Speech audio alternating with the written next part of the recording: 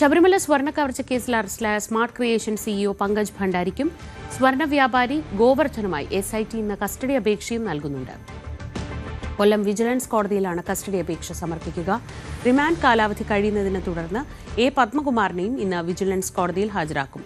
പത്മകുമാറിന്റെ ജാമ്യാപേക്ഷയും കോടതി പരിഗണിക്കുന്നുണ്ട്. വിനീഷ് വിവരങ്ങളുമായി. വിനീഷ്, ഈ രണ്ടുപേരുടെയും കസ്റ്റഡി വളരെ പ്രധാനപ്പെട്ടതാണ്. ഇവർക്ക് ഏത് രീതിയിലാണ് അന്താരാഷ്ട്ര ബന്ധങ്ങൾ ഉണ്ടായിരുന്നു, അല്ലെങ്കിൽ ഇത് കേവലം ചെറിയൊരു വട്ടത്തിൽ നിൽക്കുന്നതിനപ്പുറത്തേക്ക് ഈ സ്വർണ്ണ കൊള്ളയ്ക്ക് മാനങ്ങളുണ്ടോ എന്നൊക്കെ അറിയണമെങ്കിൽ ഇവരെ ചോദ്യം ചെയ്യേണ്ടതുണ്ട്. അതുകൊണ്ട് എത്രത്തോളം പ്രധാനപ്പെട്ടതാണ് ഈ കസ്റ്റഡി അപേക്ഷ?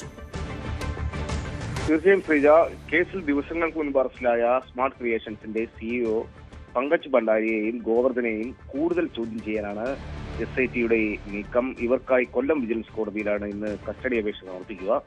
വരും ദിവസങ്ങളിലാകും ഈ അപേക്ഷ കോടതി പരിഗണിക്കുകയും ചെയ്യുക.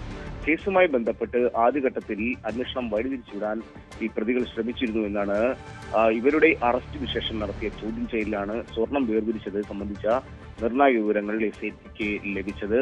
ഇതെല്ലാം കേസിൽ വലിയൊരു വഴിത്തിരിവായി മാറുകയും ചെയ്തു. എന്തായാലും സ്മാർട്ട് ക്രിയേഷൻസ് കമ്പനിയിൽ നിന്നും ഈ വേർതിരിച്ച സ്വർണം ഗോവർദ്ധന്റെ കയ്യിൽ എത്തിയിരുന്നതായാണ് അന്വേഷണ സംഘം കണ്ടെത്തിയിരിക്കുന്നത്. ഇതാണ് കോടതിയിൽ അന്വേഷണ സംഘം അറിയിക്കുകയും ചെയ്തിരുന്നത്. ഈ ഉണ്ണികൃഷ്ണൻ പോറ്റിക്ക് മാത്രമല്ലാതെ മറ്റു പ്രതികൾക്ക് ഇവരുമായി ബന്ധമുണ്ടോ എന്നാണ് SIT പരിശോധിക്കുന്നത്. ഇതുപോലെ തന്നെ കേസിൽ അറസ്റ്റിലായ ദേവസ്വം ബോർഡ് മുൻ പ്രസിഡന്റ് CPM നേതാവുമായ പത്മകുമാറിന്റെയും റിമാൻഡ് കാലാവധി ഇന്ന് കഴിയും. പത്മകുമാറിനെ ഇന്ന് കോടതിയിൽ ഹാജരാക്കും. കൊല്ലം വിജിലൻസ് കോടതിയിലാകും ഹാജരാക്കുക.